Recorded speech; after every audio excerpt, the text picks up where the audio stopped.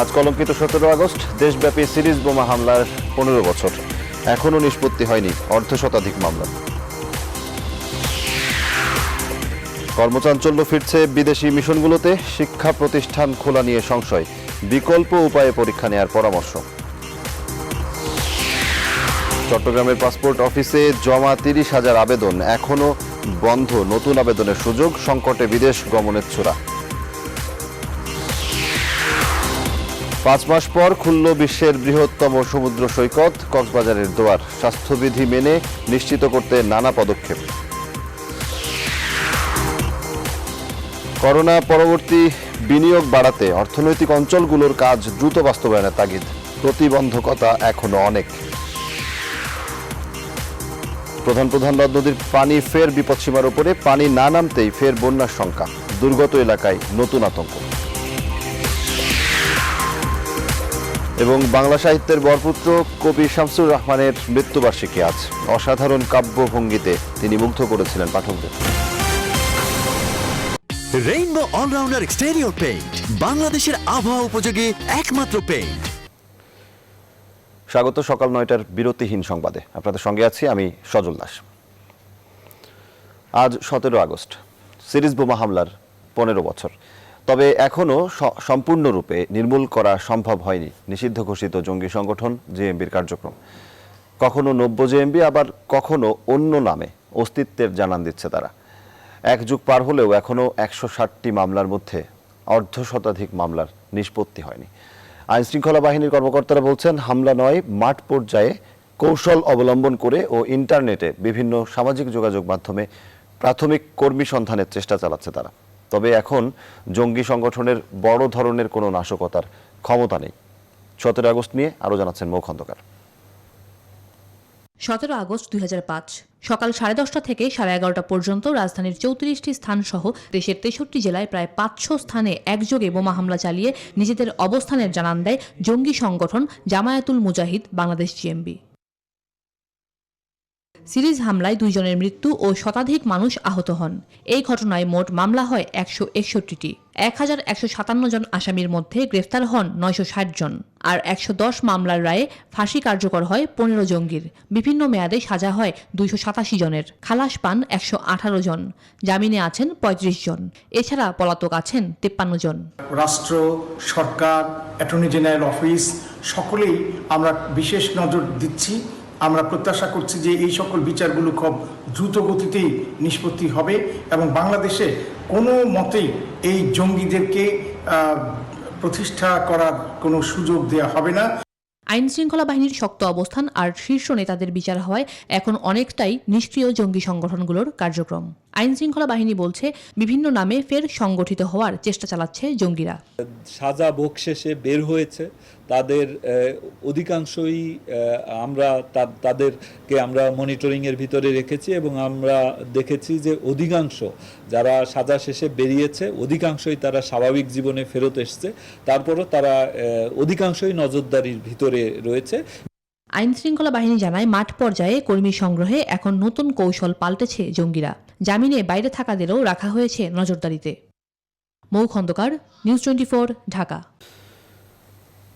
করোনার মধ্যে বাংলাদেশিদের জরুরি ভিত্তিতে মেডিকেল ও বিজনেস ভিসা দিচ্ছে ঢাকার ভারতীয় হাইকমিশন। এরই মধ্যে সব ক্যাটাগরিতেই ভিসা দেয়া শুরু করেছে ব্রিটিশ হাইকমিশনও। পর্যটকদের জন্য না হলেও জরুরি প্রয়োজনে সীমিত পরিসরে ভিসা সার্ভিস চালু রেখেছে আরও অনেকগুলো দেশের দূতাবাস। ঢাকার কূটনৈতিক মিশনগুলো চালু হওয়া নিয়ে বিস্তারিত জানাচ্ছেন লাকমিনা জেসমিন সোমা। বাংলাদেশের মানুষ সবচেয়ে বেশি যে দেশটি ভ্রমণ করে তা হলো প্রতিবেশী ভারত। গেল বছর দেশটিতে যত মানুষ ভ্রমণ করেছে তার 65%ই বাংলাদেশি।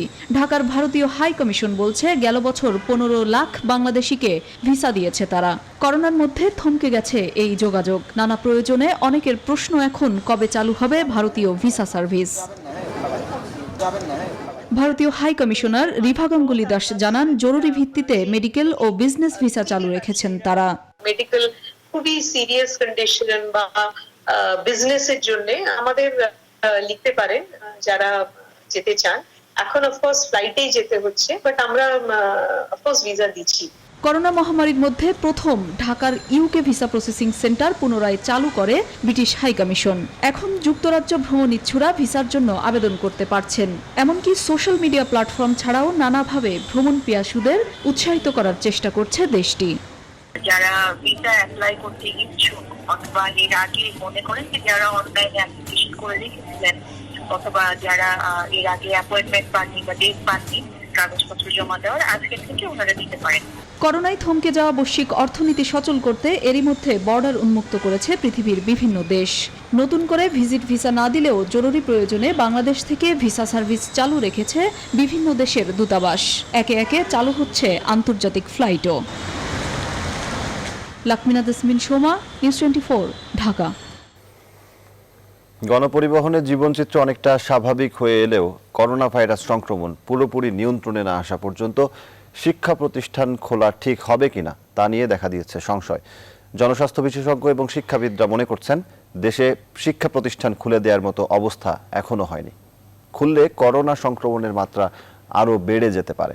কারণ হিসেবে তারা বলছেন ক্লাসে কোমলমতি শিক্ষার্থীদের মধ্যে সামাজিক দূরত্ব সহ অন্যান্য স্বাস্থ্যবিধি নিশ্চিত করা সম্ভব হবে না। সেক্ষেত্রে বিকল্প উপায়ে পরীক্ষা নেওয়ার পরামর্শ শিক্ষাবিদদের। বিস্তারিত জানাচ্ছেন রিশাদ হাসান। দেশে প্রথম করোনা ভাইরাস শনাক্ত হয় গেল ৮ মার্চ। সংক্রমণ এড়াতে এর কিছুদিনের মধ্যেই বন্ধ করে দেওয়া হয় সব শিক্ষা প্রতিষ্ঠান, যা এখনো সাধারণ ছুটির আওতায়। বন্ধ হয়ে গেছে বোর্ড পরীক্ষা সহ সব শিক্ষা প্রতিষ্ঠানের পরীক্ষা গ্রহণ, তবে অনলাইনে ক্লাস চলছে নিয়মিত। দেশে করোনা সংক্রমণ এখনো নির্দিষ্ট এক গতিতে বেড়ে চলায় শিক্ষা প্রতিষ্ঠান খুলে না দেওয়ার বিষয়ে মত দিচ্ছেন জনস্বাস্থ্য বিশেষজ্ঞরা। স্কুলের কলেজের শিক্ষার্থীদের মধ্যে নতুন করে সংক্রমণ দেখা দেবে এবং সংক্রমণ সামগ্রিকভাবে বহুগুণে বেড়ে যাবে। করোনা কালে স্কুল কলেজ খুলে দেওয়ার মতো অবস্থা বাংলাদেশে এখনো তৈরি হয়নি। আমাদেরকে আরও কিছুদিন অপেক্ষা করতে হবে। ঢাকা বিশ্ববিদ্যালয়ের সাবেক উপাচার্য অধ্যাপক আরেফিন সিদ্দিকী মনে করেন করোনা প্রাদুর্ভাবের মাঝে শিক্ষা প্রতিষ্ঠান খুলে দেয়া ঝুঁকিপূর্ণ হতে পারে শিক্ষার্থীদের জন্য। আমার মনে হয় যে এই সংক্রমণের গতিটা যখন নিম্নমুখী হবে তখন শিক্ষা প্রতিষ্ঠানগুলো খোলার চিন্তা ভাবনা করা যেতে পারে। যতক্ষণ পর্যন্ত এটা ঊর্ধ্বমুখী থাকে অথবা একটা উপরের দিকে গিয়ে পরিসংখ্যানটা কিছুটা স্থিতিশীল থাকে, তখন এই ঝুঁকি নেওয়া কতটা সমীচীন হবে এটা চিন্তার বিষয় আছে। তবে সংক্রমণ দীর্ঘায়িত হলে বিকল্প উপায় পরীক্ষা গ্রহণের পরামর্শ এই শিক্ষাবিদদের। কমপক্ষে 2 ভাগ অথবা 3টি ভাগ এবং ডিফারেন্ট সেট দিয়ে প্রশ্ন করে পরীক্ষা নিতে হবে। করোনা সংক্রমণের মাত্রা আরো নিম্নগামী হওয়ার পরেই কেবল শিক্ষা প্রতিষ্ঠান খুলে দেওয়ার বিষয়ে চিন্তা করার পরামর্শ বিশেষজ্ঞদের। রিশাদ হাসান, নিউজ 24, ঢাকা। দীর্ঘ 5 মাস ধরে চট্টগ্রামে পাসপোর্ট অফিসে 30,000-এর বেশি আবেদন জমা। নতুন আবেদনও বন্ধ। মার্চ মাসে আবেদন করা পাসপোর্ট এখনও আসেনি আবেদনকারীদের হাতে। তাই হতাশায় দিন যাচ্ছে বিদেশ গমনেচ্ছুদের। পাসপোর্ট কর্মকর্তারা বলছেন করোনার থাবায় থমকে গেছে পাসপোর্ট কার্যক্রম। নতুন আবেদন বন্ধ থাকলেও পুরনো আবেদনকারীদের পাসপোর্ট ডেলিভারি শুরু করেছে তারা। আহাদুল ইসলাম বাবুর ক্যামেরায় চট্টগ্রাম থেকে নয়ন বড়ুয়া জয়ের প্রতিবেদন, জানাচ্ছেন শাফিয়াজ রাসনা। করোনার থাবায় এখনও থমকে আছে চট্টগ্রামের 2টি পাসপোর্ট অফিস, যেখানে প্রতিদিন সকাল হলেই প্রবাসী কিংবা বিদেশগামীদের ভিড়ের দেখা মিলত। এখনও সেখানে শুনশান নীরবতা।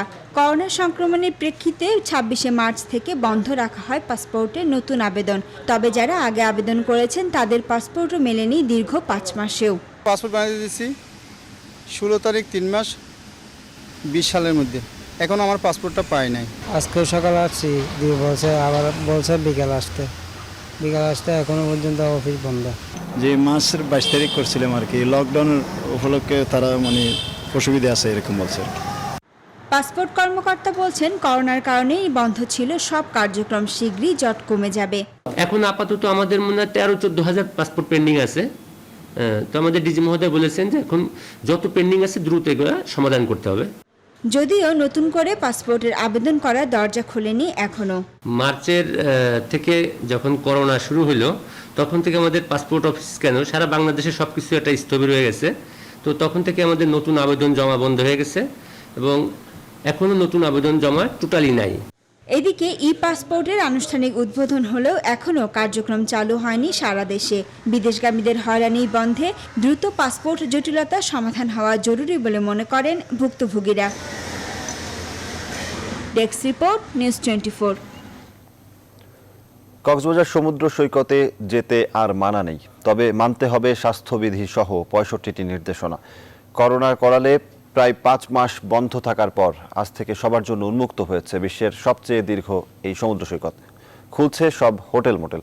করোনা পরিস্থিতিতে বন্ধ ঘোষণায় দীর্ঘ প্রায় 5 মাস জনশূন্য ছিল কক্সবাজারের হোটেল মোটেল থেকে শুরু করে সবকটি পর্যটন স্পট। তবে অবশেষে কাটিয়ে উঠতে যাচ্ছে এই স্থবিরতা। আজ থেকে সীমিত আকারে পরীক্ষামূলকভাবে খুলে দেওয়া হয়েছে হোটেল মোটেল, কটেজ এবং রেস্টুরেন্ট সহ পর্যটন এলাকার বিনোদন কেন্দ্রগুলো। তবে প্রাথমিকভাবে নেওয়া এই সিদ্ধান্তে শুধু পৌর এলাকার পর্যটন সম্পৃক্ত প্রতিষ্ঠানগুলো খোলার অনুমতির কথা বলছে প্রশাসন। একই সাথে যথাযথ স্বাস্থ্যবিধি নিশ্চিত করার তাগিদও দেওয়া হয় প্রশাসনের পক্ষ থেকে।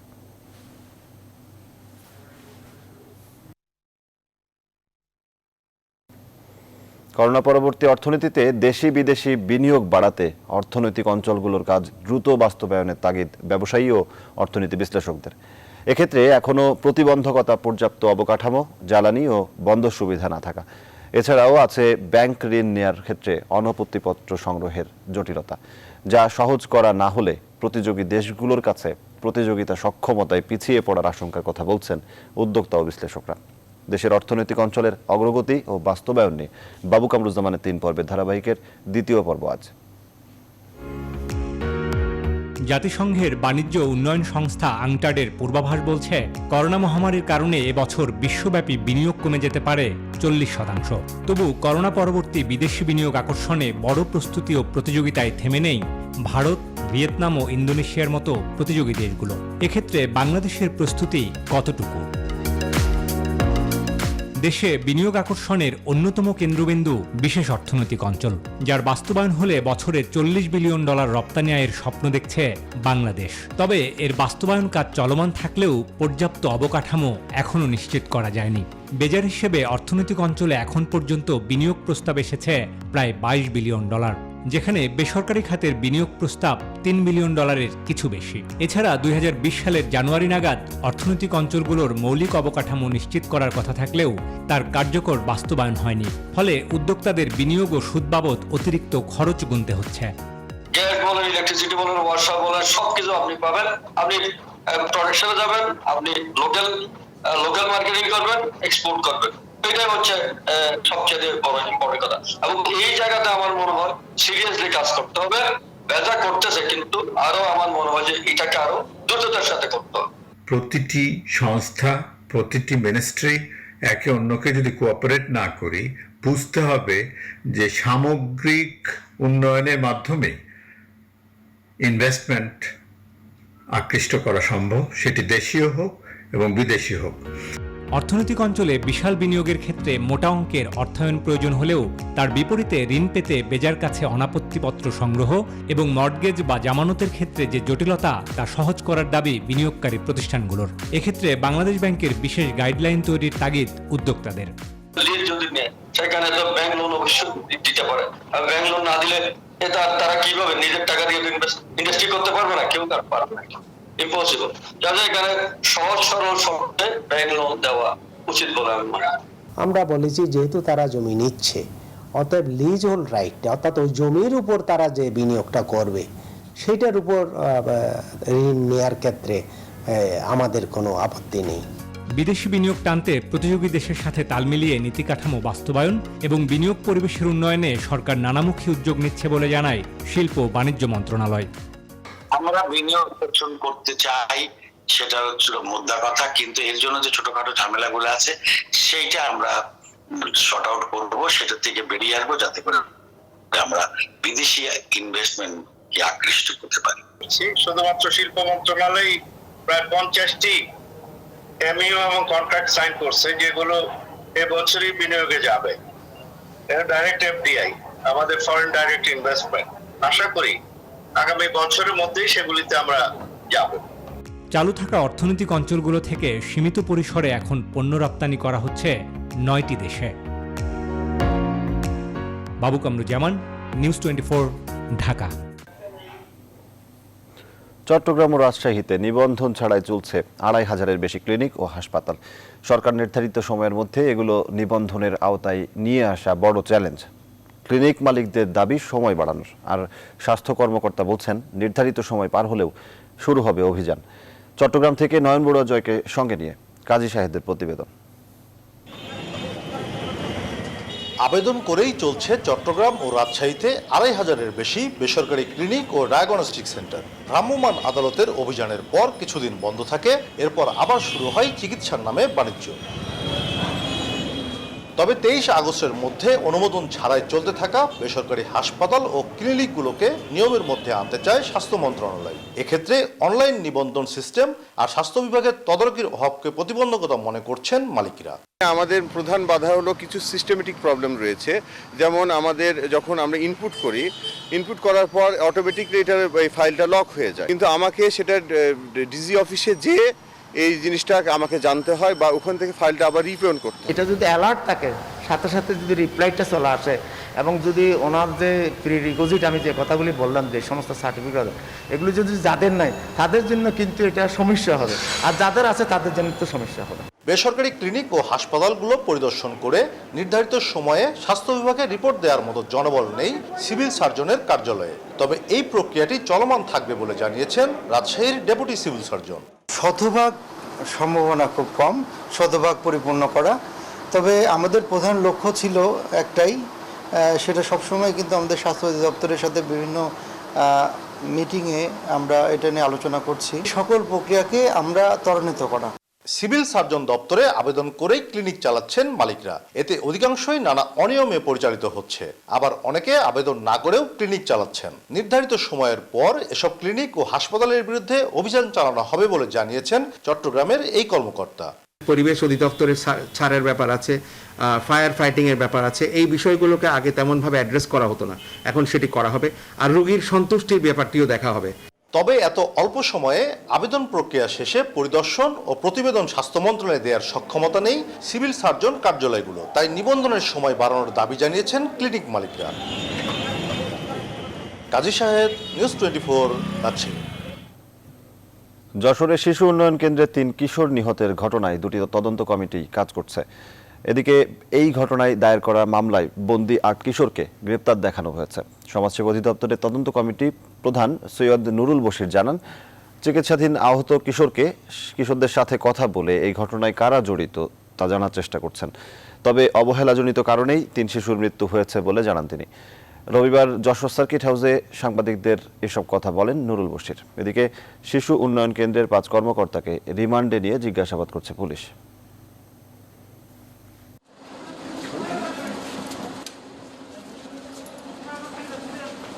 ওই দিন যারা আক্রান্ত হয়েছে, যারা আহত হয়েছে, সকলের সাথে কথা বলেছি। এটা বলে আমরা জানার চেষ্টা করেছি যে কারা কারা এর সাথে জড়িত এবং কারা কারা এই ঘটনা ঘটিয়েছে এর পেছনে।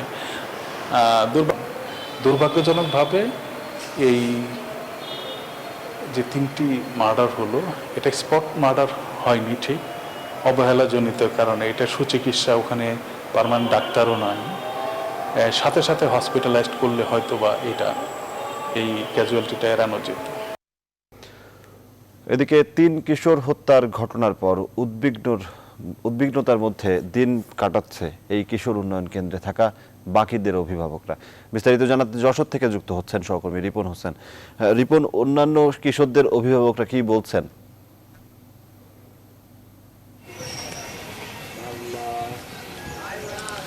ধন্যবাদ আপনাকে। আসলে গত বৃহস্পতিবারের যে ঘটনা, মারপিটের ঘটনার পরে আর 3 জন নিহত হয় এবং 15 জন আহত হয়, তারপর থেকে কিন্তু এখানে অভিভাবক, অন্যান্য যে শিশুরা রয়েছে, কিশোররা রয়েছে, তাদের অভিভাবকরা উদ্বিগ্ন রয়েছেন। কারণ ভিতরে কি হচ্ছে, তাদের সন্তানরা কেমন আছে তারা কিন্তু জানে না, সে কারণে তারা উদ্বিগ্ন রয়েছে। সবচেয়ে উদ্বিগ্নের বিষয় হচ্ছে গত বৃহস্পতিবারে, আজকে 5 দিন হয়ে গেল, অনেকে জামিন পেয়েছেন অন্য মামলায়, কিন্তু এখনো পর্যন্ত তাদের এখান থেকে ছাড়া হয়নি, সে কারণে তারা উদ্বিগ্ন রয়েছে। আমি যে আইনজীবীদের সাথে কথা বলেছি, তারা কিন্তু বলেছেন যে যদি জামিন পেয়ে যায় যায় এমন ব্যক্তিকে 1 ঘন্টা কোনো জায়গায় আটকে রাখা আইনের পরিপন্থী হবে, এমনটি কিন্তু তারা বলছে। অর্থাৎ আজকে 5 দিন হয়ে গেল তাদের সন্তানদের এখানে কিন্তু জামিন পেয়েছেন, তাদের ছাড়া হচ্ছে না। অর্থাৎ এখানে কিন্তু সে কারণে অভিভাবকরা উদ্বিগ্ন হয়ে রয়েছে। আমি এমন একজন অভিভাবকের সাথে একটু কথা বলবো। আপনি এখানে কতদিন আসছেন, আপনার ছেলের কি জামিন পেয়েছে এবং কি বলছে কর্মকর্তারা? আমি মোহাম্মদ আলামিন, আমার বাড়ি রংপুর। আমি রংপুর থেকে আমার ছেলে জামিন করে নিয়েছি। গত বৃহস্পতিবার 13 তারিখে আমার ছেলে জামিন হয়েছে।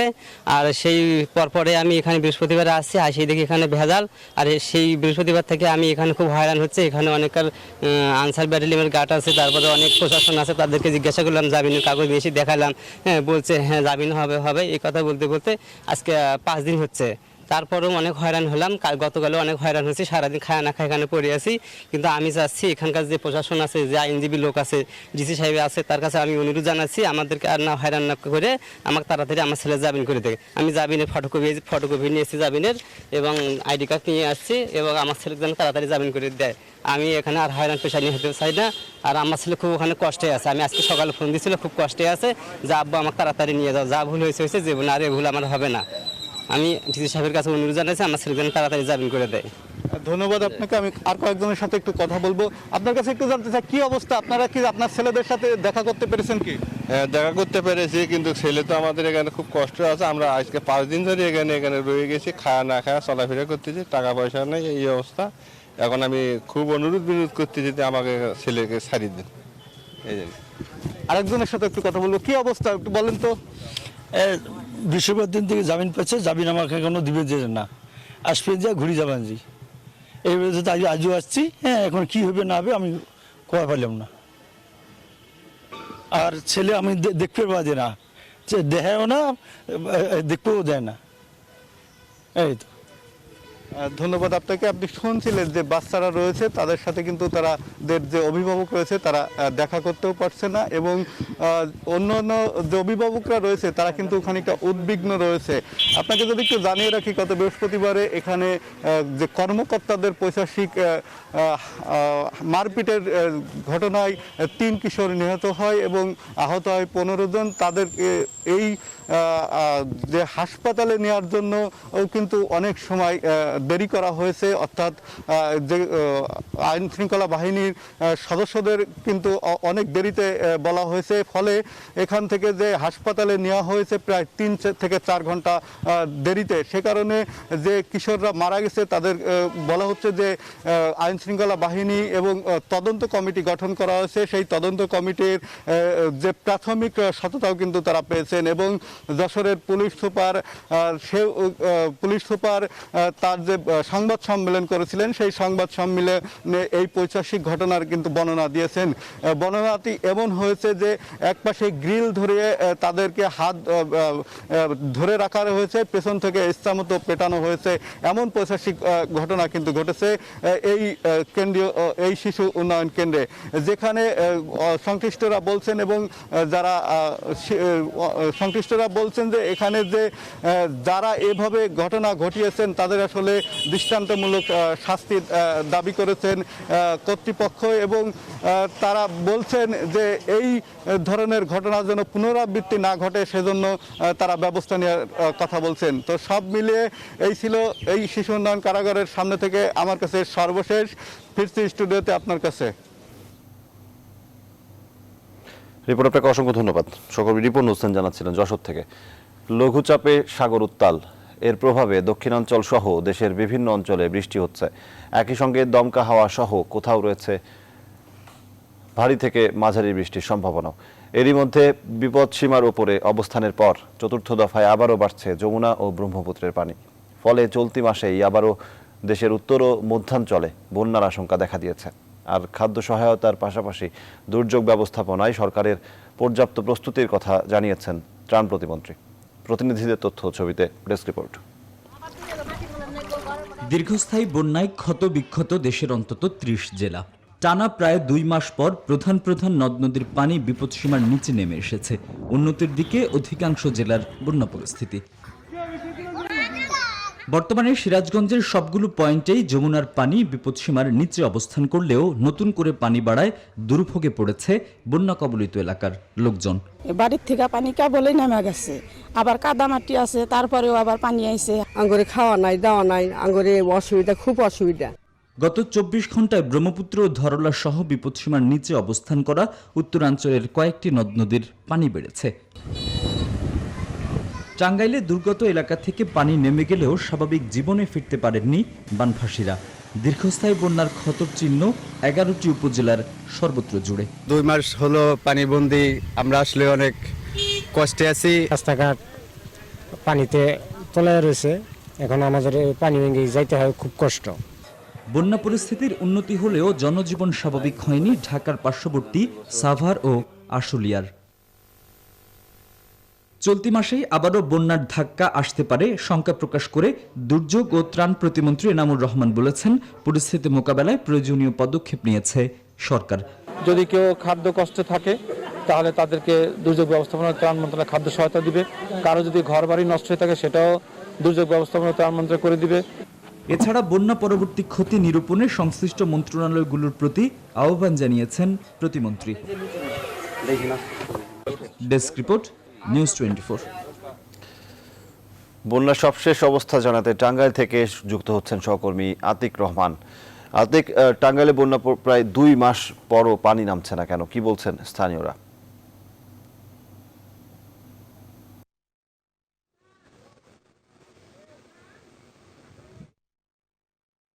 ধন্যবাদ। আপনি জানেন যে তৃতীয় দফার বন্যার পর চতুর্থ দফায় কিন্তু আবারও টাঙ্গাইলের সব নদ নদীর পানি কিন্তু বৃদ্ধি পেয়েছে এবং এই বৃদ্ধির ফলে কিন্তু অনেকটাই যে পানি আবারও কিন্তু নতুন করে বন্যার আশঙ্কা করছেন এই অঞ্চলের যারা বানবাসী রয়েছেন তারা, এবং দীর্ঘস্থায়ী বন্যার কারণে কিন্তু অনেকটাই জনজীবন এবং জীবনযাত্রা কিন্তু অনেকটাই তারা সমস্যার মধ্যে তাদের পড়তে হয়েছে।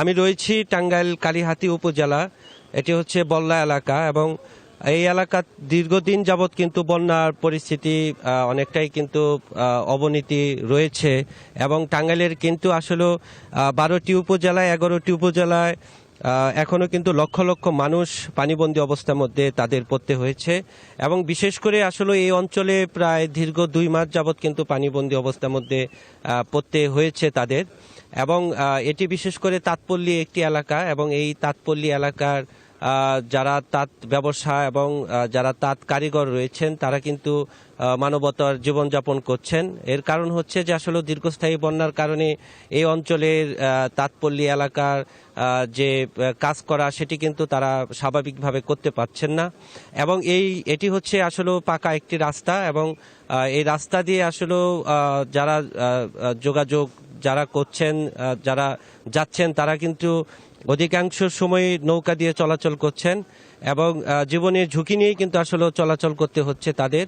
বিশেষ করে আসলে টাঙ্গাইলের এখন পর্যন্ত বিশেষ করে কালিহাতী, ভুয়াপুর, নাগরপুর, টাঙ্গাইল সদর এই অঞ্চলগুলোতে এখনো কিন্তু পানি প্রবেশ করেছে এবং পানিগুলো আসলে এই যে পানি প্রবেশ করার কারণে এখনো কিন্তু পানি আসলে নেমে যাচ্ছে না। এর কারণ হচ্ছে যে আসলে বন্যা এবার দীর্ঘস্থায়ী হয়েছে এবং বিশেষ করে যে নদ নদীর সাথে যে খালগুলো যুক্ত রয়েছে সেই খালগুলো আসলে ভরাট হওয়ার কারণ এবং বিভিন্ন সময় বাঁধ নির্মাণ করে সেখানে বাড়িঘর নির্মাণ করার ফলে কিন্তু আসলে এই পানিগুলো নদ নদীতে নেমে না যাওয়ার কারণে কিন্তু এখনো এই পানি কিন্তু জলাবদ্ধতা রয়েছে, যার কারণে কিন্তু চরম দুর্ভোগের মধ্যে আসলে তাদের পড়তে হয়েছে। আমরা একটু কথা বলবো এখানকার, এই যে কতদিন যাবত আপনারা পানিবন্দী অবস্থায় রয়েছেন? আমরা পানির মধ্যে গেছি তাও 2 মাসের মতো। কি সমস্যা, কি কি সমস্যা এখন আপনাদের? সমস্যা মনে হয় নানা কিছু সমস্যা, বাড়িতে পানি উঠছে, মনে হয় যে টাকা কামাই রোজগার নাই, এই কারণে মনে পানি ভেঙে যাইতে হয়। চাচা কি অবস্থা, এই যে পানি কতদিন যাবত? যাই না আমি আসলে সবকিছু মিলে কিন্তু টাঙ্গাইলের বন্যা পরিস্থিতি অনেকটাই অবনতি এবং মানবতার জীবনযাপন করছেন, তাদেরও কিন্তু ত্রাণ না পাওয়ারও কিন্তু অভিযোগ রয়েছে। এই ছিল আমার কাছে সর্বশেষ টাঙ্গাইল বন্যা পরিস্থিতি নিয়ে। ফিরে যাচ্ছি স্টুডিওতে। আপনাকে অসংখ্য ধন্যবাদ। সহকর্মী আতিক রহমান যুক্ত হয়েছিলেন টাঙ্গাইল থেকে, জানাচ্ছিলেন টাঙ্গাইলের বন্যা পরিস্থিতির খবর। ফরিদপুরে 2 দফা বন্যায় ফসলের ব্যাপক ক্ষতি হয়েছে। ধান, পাট, তিল, ভুট্টা সহ নষ্ট হয়েছে কয়েক হাজার হেক্টর জমির ফসল। কৃষি অফিসের তথ্য মতে বানের পানিতে তলিয়ে যায় প্রায় 15,000 হেক্টর জমির ফসল। এতে ক্ষতিগ্রস্ত হয়েছে 64,000 কৃষক। কষ্টে ফলানো সোনার ফসল হারিয়ে দিশেহারা কৃষকরা। খায়রুজ্জামান সোহাগের তথ্যচিত্রে ডেস্ক রিপোর্ট। ফরিদপুরের কয়েকটি ইউনিয়নে প্রথম দফার বন্যাতেই তলিয়ে যায় নিম্নাঞ্চলগুলো। এতে ক্ষতিগ্রস্ত হয় বাদাম, ভুট্টা সহ বিভিন্ন রবি শস্যর। পরে দ্বিতীয় দফা বন্যায় পানি বেড়ে নষ্ট হয় পাকা ধান, সবজির ক্ষেত, কলার বাগান ও পাট। কয়েকদিনের মধ্যেই ধান ও পাট কাটার কথা থাকলেও কৃষক আর ঘরে তুলতে পারেনি এসব ফসল। ধানের চারা তলাই গেছে, আমার পাট তলাই গেছে, কচু তলাই গেছে। বন্যা ব্যাপক ক্ষতিগ্রস্ত। এই পাট এর যে অবস্থা, একটা পাট আমরা নিতে পারবো না। কৃষকরা জানান, সাধারণ কৃষির উপরে নির্ভরশীল এই জেলার হাজার হাজার মানুষ। 2 দফা বন্যায় এবার ফসলের ব্যাপক ক্ষতি হয়েছে। ধার দেনা করে বিভিন্ন ফসলের আবাদ করলেও বানের পানিতে নষ্ট হয়েছে সব ধরনের কৃষিক্ষেত। কষ্টে ফলানো সোনার ফসল হারিয়ে দুশ্চিন্তায় দিন কাটাচ্ছেন তারা। অনেক টাকা লোন করেছি, এখন আমরা কিভাবে কিস্তি শোধ করবো? ঋণগুলো পরিশোধ করার মতো কোনো পরিস্থিতি নাই। আমরা খুবই চিন্তিত, আমাদের রাস্তায় থাকা লাগে। কঠিন অবস্থা চলতেছে। এই অবস্থার মধ্যে যদি সরকার আমাদেরকে কিছু সাহায্য সহায়তা করতো বা লোনের ব্যবস্থা করতো, আমরা খুব উপকৃত হইতাম। তবে ক্ষতিগ্রস্ত কৃষকদের সব ধরনের সহায়তার আশ্বাস দিয়েছেন সংশ্লিষ্টরা। কৃষকদেরকে এইসব ক্ষতি পোষানোর জন্য কৃষি বিভাগ থেকে 8 একর জমিতে কমিউনিটি বীজতলা করা হচ্ছে, 200 বাসমান বেডে রোপামন বীজতলা করা হচ্ছে এবং 96 জন কৃষকের জন্য ট্রেতে নাবিজাতে রোপামন বীজতলায় চারা উৎপাদন করা হয়েছে। এবছর বন্যায় ক্ষতি হয়েছে আউশ, রোপা আমন, বোপা আমন ধান, বীজতলা ও সবজি ক্ষেত সহ 14,658 হেক্টর জমির ফসল। Desk report, news 24। জামালপুরের মেলান্দহ হাসপাতালের গাইনি ডাক্তার সুলতানা পারভিনের মরদেহ উদ্ধার করেছে পুলিশ। উপজেলা স্বাস্থ্য ও পরিবার পরিকল্পনা কর্মকর্তা ডাক্তার ফজলুল হক জানান, শনিবার রাতে কোয়ার্টারে নিজ ঘরে ঘুমিয়ে পড়েন। এরপর রোববার সারাদিন বাসা থেকে সাড়া না পেয়ে সন্দেহ হয়। পরে কোয়ার্টারে তার রুমের দরজা ভেঙে প্রবেশ করে। রোববার সন্ধ্যার দিকে তার লাশ উদ্ধার করে পুলিশ। অতিরিক্ত পুলিশ সুপার সীমা রানী সরকার জানান, প্রাথমিকভাবে ডাক্তার সুলতানা পারভিন আত্মহত্যা করেছেন বলে ধারণা করা হচ্ছে। তার শরীরে প্যাথেডিন পুষের আলামত পাওয়া গেছে। ময়নাতদন্তের পর বিস্তারিত জানা যাবে।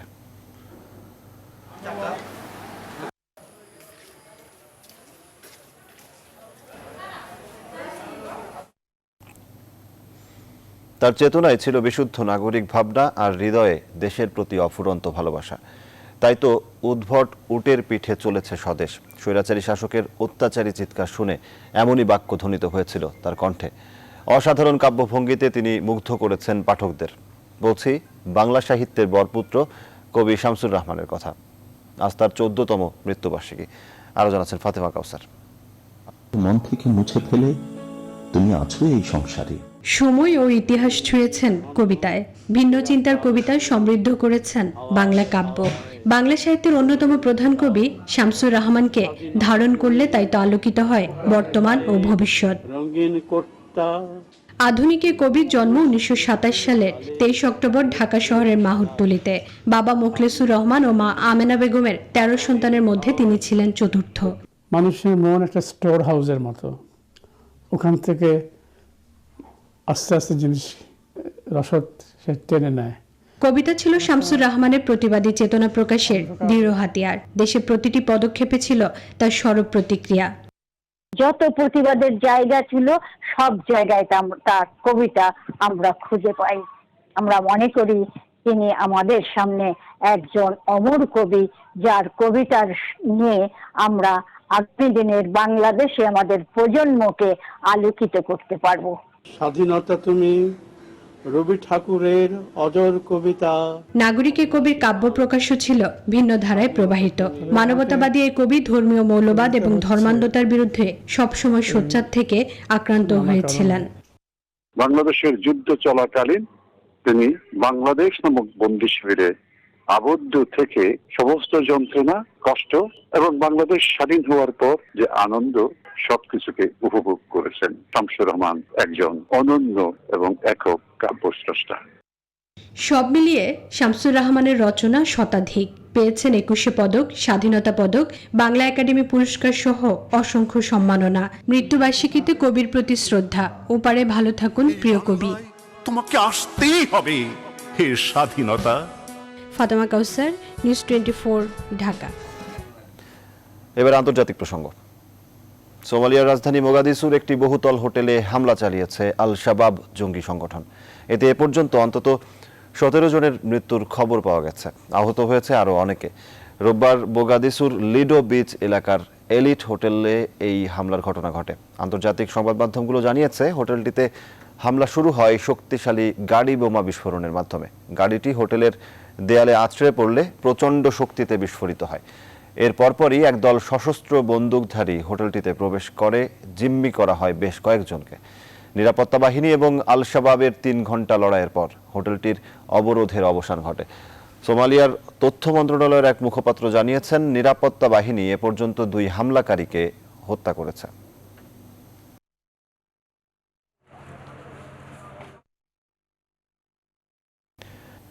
বিরতিহীন সংবাদ শেষ করব, তার আগে শিরোনামগুলো জানাবো আর একবার।